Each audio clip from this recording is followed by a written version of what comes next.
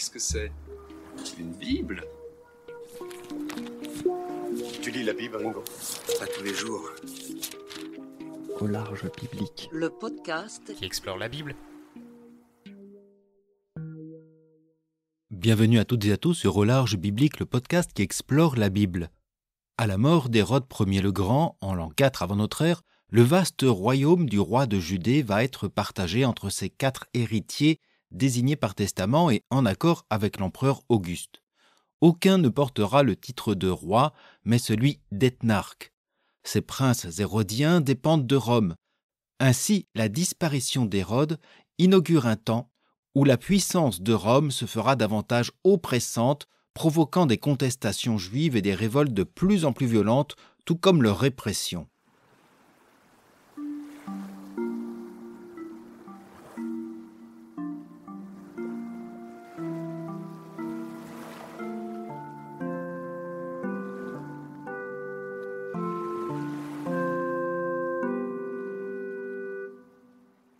À la mort d'Hérode, le royaume est partagé de manière très inégale entre les 4 héritiers désignés par testament. C'est pour cela que l'on parle de tétrarchie, un territoire dirigé par un tétrarque, un ethnarque qui gouverne une des 4 parties de l'ancien royaume hérodien. La majeure partie du territoire, près de la moitié, revient à Hérode Archélaos. Âgé d'une vingtaine d'années, il est le fils de Maltaché de Samarie, la 4e épouse d'Hérode.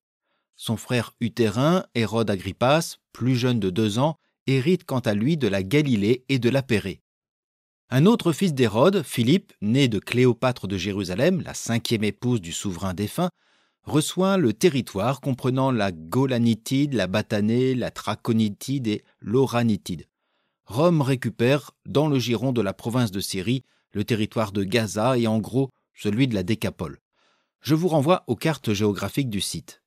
Dans son testament, Hérode a aussi inclus Salomé, sa sœur, très proche, à qui il accorde les villes d'Adzotos ou Ashdod et de Yavné sur la côte, celle aussi de Phasaélis en Samarie ainsi qu'un palais à Ascalon ou Ashkelon.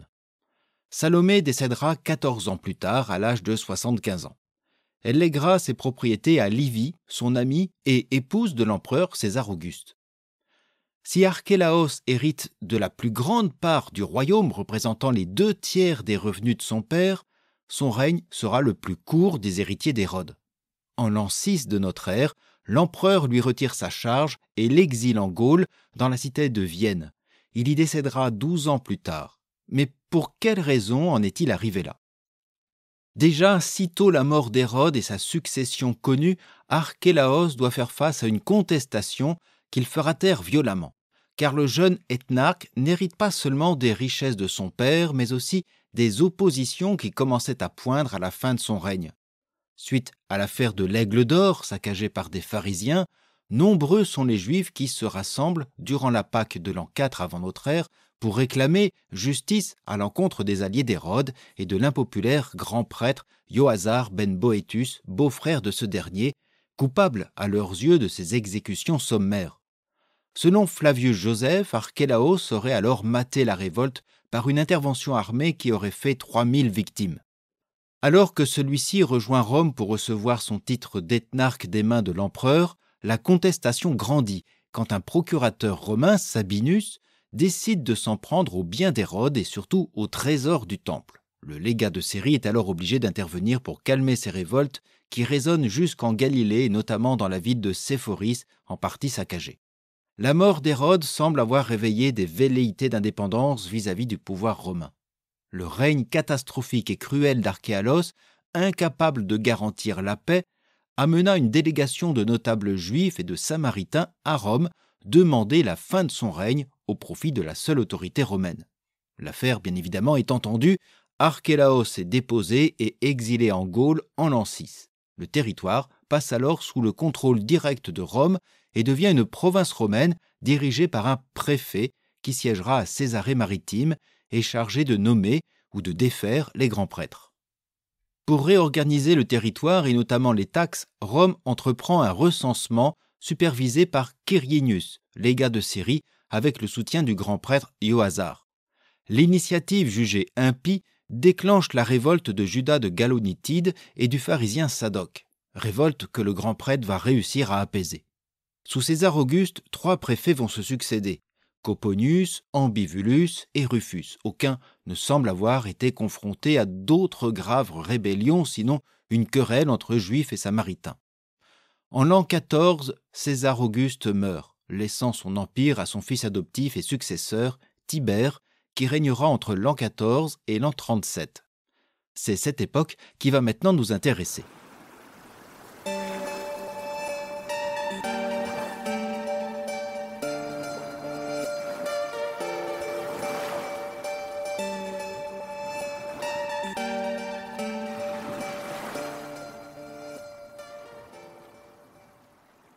Je n'ai pas encore évoqué les règnes de Philippe ni d'Antipas, qui s'achèveront respectivement en l'an 34 et en 37 de notre ère, autrement dit à la fin du règne de Tibère. Après quelques soubresauts, suite à la mort d'Hérode, Philippe, fils de Cléopâtre de Jérusalem, régnera sans heurts sur les territoires à l'est du lac de Galilée jusqu'à son décès en l'an 34.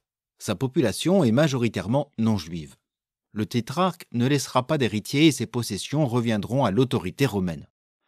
Durant sa gouvernance, Philippe entreprend de grands travaux à Panéion ou Banias, sa capitale qu'il renomme Césarée en l'honneur de l'empereur. On appelle aussi la ville Césarée de Philippe. On doit aussi à celui-ci la rénovation de Bethsaïde au bord du lac de Galilée. C'est sur la rive du même lac, plus au sud, qu'Antipas, l'autre héritier d'Hérode, bâtira la ville de Tibériade vers l'an 20 en l'honneur du nouvel empereur. Au nord du petit village de Nazareth, il élèvera la cité de Séphoris dont il fera sa capitale. Antipas est connu des évangiles. Il gouverne sur la Pérée et la Galilée au moment de la prédication de Jésus et vers l'an 28 fera décapiter Jean le Baptiste, incarcéré dans la forteresse de Macéronte. Selon les évangiles, ce dernier lui reprochait son mariage quasi incestueux avec Hérodiade. Cette petite fille asmonéenne d'Hérode avait épousé son oncle Hérode Boétus Philippe, à ne pas confondre avec Philippe l'Ethnarque, avant de se remarier avec son beau-frère et oncle Antipas. Flavius Joseph avance le motif plus probable de la popularité du prédicateur comme la cause de sa condamnation. L'affaire Jean le Baptiste est davantage politique. Antipas a toujours eu pour ambition de reprendre les territoires de ses frères après leur destitution ou leur mort. Il ne parviendra jamais à convaincre Rome de lui restituer les territoires d'Hérode. Son mariage avec Hérodiade, princesse asmonéenne, servirait à cette ambition afin d'acquérir une prestance encore plus royale. Cependant, pour épouser Hérodiade, Antipas répudie Phasaélis, fille du roi nabatéen Arétascate, qui ne décolère pas. Ce mariage avait été conçu pour assurer la concorde entre les deux peuples au temps d'Hérode. Cette affaire généra un conflit armé entre les deux régions dans les années 30, dont Arétas sortira vainqueur. Paul de Tarse et les Actes des Apôtres se font l'écho de cette querelle en évoquant la fuite de l'apôtre depuis Damas. En l'an 35, Antipas, ami de Tibère, et pour en obtenir ses faveurs, réussit à conduire les négociations entre l'Empire romain et son ennemi Parthe. Ce succès va le desservir en suscitant la jalousie du légat de Syrie. De plus, avec la mort de Tibère en l'an 37, Antipas perd son atout, d'autant que le nouvel empereur Caligula a pour ami un nouveau candidat à la succession hérodienne, Agrippa Ier. J'y reviendrai. En l'an 39, Antipas sera destitué et exilé en Gaule dans les Pyrénées, en l'actuel Saint-Bertrand de Comminges. Revenons quelques instants sous Tibère, en Judée, désormais gouvernée par les préfets romains, et cela sans trop de heurts tout en s'enrichissant au passage. Excepté pour l'un d'entre eux, qui va multiplier les maladresses diplomatiques, ne cessera ses provocations envers les Juifs pieux qu'il a en haine et n'ayant aucun scrupule à utiliser la force pour faire taire toute contestation. Son nom vous est connu, il s'agit de Ponce Pilate. Nommé en l'an 26, il restera à la tête de la Judée et de la Samarie durant 10 ans. À son arrivée, il nomme grand prêtre un certain Caïphe de l'influente famille sacerdotale de Anne, lui-même grand prêtre sous Quirinius. Pour affirmer son autorité, en pleine nuit, il fait dresser à Jérusalem des enseignes à l'effigie de César, tout en sachant pertinemment que de telles représentations sont interdites dans la ville sainte pour des raisons liées au judaïsme. Les réactions ne se font pas attendre, de nombreux Juifs se déplacent à Césarée-Maritime, la capitale administrative, pour protester contre le représentant romain. Lorsqu'ils assiègent le palais de Pilate, celui-ci ne tarde pas à intervenir militairement. L'attitude anti-juive de Pilate s'exprime encore lorsqu'il accroche sur le palais d'Hérode à Jérusalem des boucliers votifs en l'honneur de Tibère. Là encore, l'affaire soulève de vives protestations, y compris de la part des héritiers d'Hérode. Il faudra l'intervention de Tibère pour que Pilate se résigne à les retirer. Mais les exactions du préfet se poursuivent. Il fait frapper des monnaies ornées de symboles païens. Pour financer un aqueduc à Jérusalem, il n'hésite pas à piller le trésor du temple sans l'accord des autorités juives. Pour réduire au silence des protestations publiques, Pilate ordonnera à ses soldats de rouer de coups la foule. La force et la brutalité sont la réponse première du préfet face à tout embryon de contestation. Quelques pèlerins galiléens, sans doute trop agités, en feront malheureusement les frais, massacrés sur ordre de Pilate. En Samarie, en l'an 35, un individu déclare pouvoir retrouver au mont Garizim les objets sacrés ramenés par Moïse, comme l'arche d'alliance, ouvrant ainsi les temps eschatologiques. La rumeur attire des Samaritains, dont certains armés, qui se rassemblent dans le village de Tiratana, près du mont Garizim. Pilate, sans qu'il n'y ait aucun fait de révolte, enverra ses troupes massacrer ces Samaritains. C'est ce fait dénoncé par les notables samaritains au légat de Syrie qui obligera Pilate à en rendre compte à Rome, voyage durant lequel la mort de Tibère mettra fin à sa charge. Son mépris des Juifs et la cruauté sans réserve de Pilate éclairent aussi la condamnation rapide de Jésus à la crucifixion. À ses yeux, ce Nazaréen n'est qu'un germe de rébellion potentielle à éliminer au plus vite. Si les évangiles dresseront un portrait plus favorable de Pilate, c'est en raison du contexte politique différent au temps des rédacteurs, mais aussi pour aggraver la culpabilité des grands prêtres au sein de la dramaturgie de la Passion. La gouvernance désastreuse de Pilate a exacerbé l'hypersensibilité religieuse et politique de la région contre toute intrusion romaine dans l'espace sacré du judaïsme, mais aussi sur le territoire. L'avènement de l'empereur Caligula en 37 et la nomination d'un nouveau préfet permettront-ils de retrouver des relations plus pacifiées entre Rome et la Judée.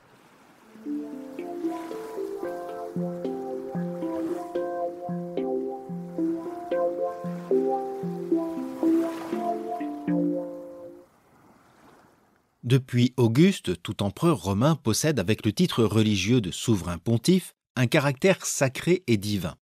Cette divinisation du souverain se retrouve dans les civilisations antiques orientales. Le culte impérial se développe avec ses temples et ses autels sacrificiels. Jérusalem échappe à cette croyance, mais comme au temps des Perses, le sanctuaire procède à un sacrifice quotidien à Dieu en faveur de l'empereur. Auguste s'est toujours refusé à être divinisé de son vivant. Mais Caligula, le nouvel empereur, a une haute estime de sa nature divine. Le début de son règne est marqué par la fin des politiques d'austérité de son prédécesseur Tibère, abolissant plusieurs taxes. Mais cela n'aura qu'un temps. Ces importantes dépenses l'obligeront à rehausser drastiquement les impôts dès l'an 39. C'est à cette période que le divin empereur, dont l'attitude despote s'accroît, souhaite élever une haute statue à son image dans le temple de Jérusalem et sous le vocable de Zeus. Il faudra l'intervention du légat de Syrie et d'Agrippa Ier, descendant d'Hérode qui gouverne alors l'ancienne tétrarchie de Philippe, pour l'en empêcher. Cet Agrippa est un petit-fils d'Hérode et de Marianne l'Asmonéenne.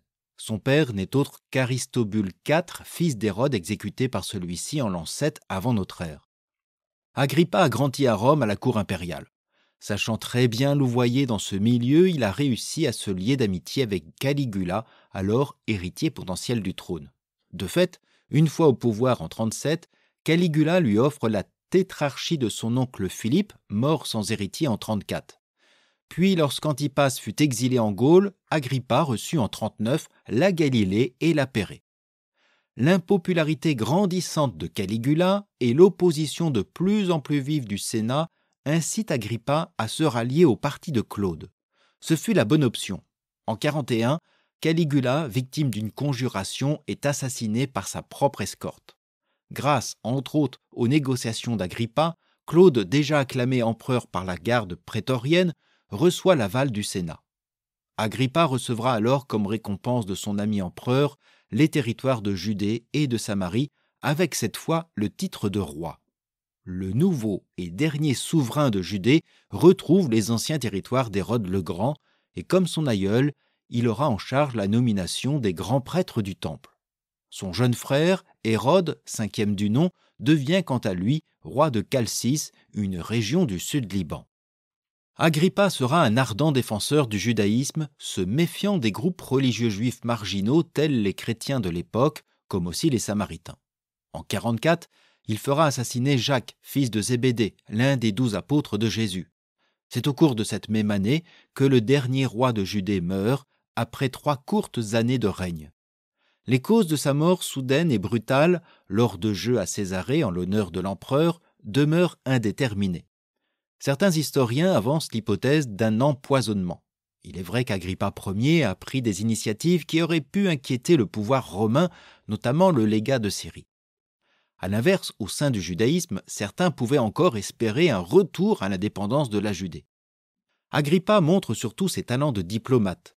Il réussit à éteindre les conflits qui opposaient violemment les Juifs d'Alexandrie aux citoyens grecs depuis l'an 38. Sur le plan intérieur, il parvint à se concilier le groupe des pharisiens. Il prend également l'initiative de réunir à Tibériade 5 souverains de la région, dont son frère, Hérode, roi de Chalcis, le roi d'Émèse en Syrie, ceux de Commagène au sud de l'actuelle Turquie, d'Arménie et de la province du Pont. De quoi inquiéter le légat de Syrie, suspectant une possible conspiration. Lorsqu'Agrippa Ier décide de consolider les remparts de Jérusalem, celui-ci s'y oppose fermement, arrêtant le projet.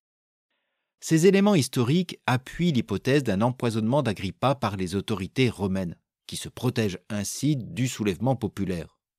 Le fait que Rome, à la mort du roi de Judée, ne lègue pas ses territoires à son très jeune fils et héritier Agrippa II abonderait en ce sens.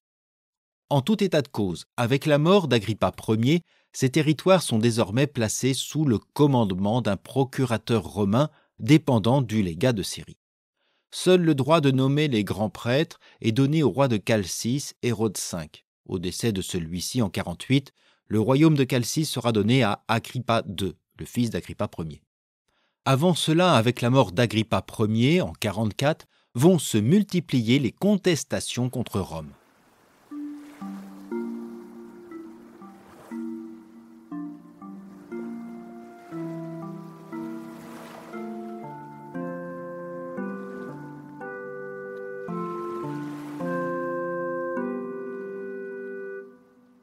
En 44, le nouveau procurateur Fadus doit intervenir contre des foules juives rassemblées au Jourdain et menées par un certain Teudas, autoproclamé prophète. Celui-ci, tel un nouveau Moïse ou nouveau Josué, promettait d'ouvrir à nouveau le Jourdain en deux comme pour une nouvelle conquête divine.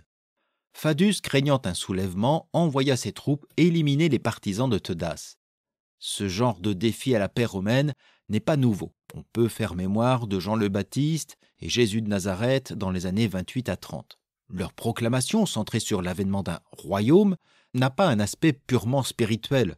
À cette époque, ce type de discours a une résonance sociale, religieuse et politique, tant pour les Juifs que le chef hérodien ou la puissance romaine. Mais avec la mainmise de Rome sur toute la Judée, la Galilée, la Samarie et la Pérée, les contestations juives contre la domination et l'intrusion romaine vont être de plus en plus violentes. Ainsi, vers l'an 47, Tibère Alexandre, le nouveau procurateur, exécutera probablement par crainte de rébellion 2 frères, Simon et Jacques, considérés comme zélotes, et fils de Judas le Galiléen. Ce dernier s'était lui-même révolté au temps de Quirinius vers l'an 7. Les heurts vont également s'accentuer sous Cumanus, procurateur entre 48 et 52, qui fit preuve d'une réelle rudesse. Des Samaritains qui avaient assassiné un pèlerin juif galiléen soudoyèrent le procurateur pour qu'il n'intervienne pas dans l'affaire. Mais quand des Juifs sous la conduite d'un certain Éléazar se révoltèrent pour venger la victime, il n'hésita pas à faire intervenir la force. Une autre fois, un de ces soldats de la garde, chargé de l'entrée du temple, provoqua la foule du sanctuaire en exhibant sa nudité pour reprendre l'expression de Flavius Joseph, alors que des centaines de milliers de pèlerins juifs sont rassemblés pour la Pâque. Face à cette provocation sacrilège, la foule se précipita alors pour lapider le coupable. Cumanus intervint sans ménagement et le mouvement de foule fit 10 000 victimes, toujours selon Flavius Joseph. Les provocations des soldats vis-à-vis de la population juive se répètent et la mauvaise gouvernance de Cumanus obligea l'empereur Claude à l'exiler. L'attitude de son successeur, le procurateur Félix, ne sera pas meilleure. Durant sa gouvernance, il n'hésite pas à mater violemment ces groupuscules de rebelles messianistes ou brigands, de plus en plus nombreux. Comme ce faux prophète juif d'Égypte qui convainc des milliers de ses coreligionnaires à le rejoindre au désert et marcher vers le mont des Oliviers afin de faire tomber les murailles de Jérusalem. Par ailleurs, Félix, par intérêt personnel, fit assassiner par les Zélotes le grand prêtre Jonathan ben Hanan. Je reviendrai sur l'origine et l'identité de ces groupes rebelles dénommés Zélotes, Sicaires, dans notre prochain épisode. Le mariage de Félix le Romain avec une fille du défunt Agrippa Ier devint aussi un motif de mécontentement de la part des cercles juifs pieux. Néron fut obligé de le remplacer par un autre procurateur nommé Festus en l'an 60. Dans le livre des Actes des Apôtres, l'arrestation de Paul de Tarse à Jérusalem et son emprisonnement à Césarée eut lieu à l'époque de Félix et Festus. La mort de ce dernier en 62 laisse le siège du procurateur vacant. Le nouveau grand prêtre Hanan, deuxième du nom, en profite pour faire condamner à la lapidation l'un des chefs du clan des chrétiens de Jérusalem, Jacques, frère du Seigneur, pour transgression de la loi. Cet assassinat, qui nous est rapporté par Flavius Joseph, causa beaucoup de réactions contre le grand prêtre de tous bords, y compris pharisiens, et Agrippa II lui enleva sa charge. En 63, le nouveau procurateur, Albinus, prend ses fonctions. Flavius Joseph le décrit comme le procurateur le plus vénal, n'hésitant pas à user de rançon en échange de la libération de certains prisonniers. Mais les troubles vont surtout se multiplier et s'accroître avec son successeur, Florus, procurateur entre 64 et 66, connu pour ses actes de corruption. Celui-ci n'hésite pas à réquisitionner le trésor du temple au motif de payer les impôts de la Judée à Rome. Peu avant, en 66, lors d'un conflit à Césarée entre Grecs et Juifs, il n'hésite pas à réprimer sévèrement ces derniers. Son intervention sera un des éléments déclencheurs de la première guerre juive. On pourrait multiplier les exemples des actes de violence et de rébellion en puisant dans le reste des œuvres de Flavius Joseph. Il décrit la multiplicité de ce qu'il appelle des actes de brigandage à l'encontre des populations romaines, grecques et des riches notables de Judée, de Galilée et de la région. Une présence romaine très provocante, violente, des taxes qui étouffent la société juive, des actes de brigandage ou de rébellion qui se multiplient, tout cela débouchera sur un vaste mouvement de révolte.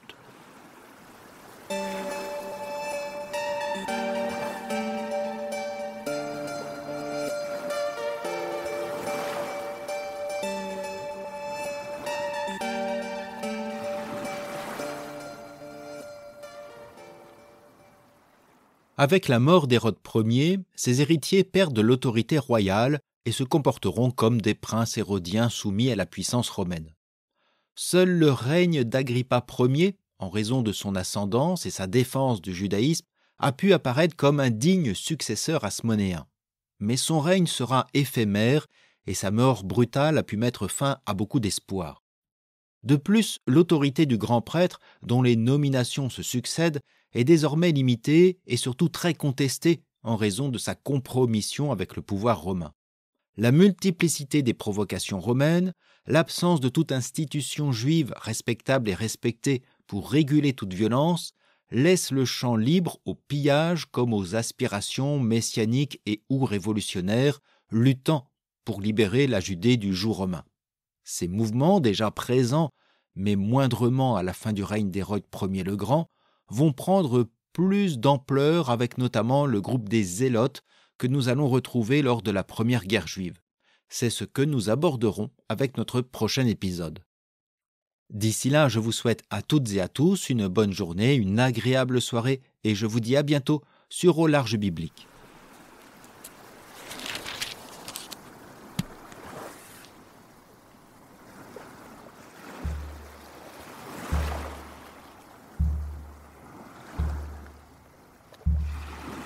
Au large biblique est un podcast créé et animé par François Bessonnet, prêtre et bibliste.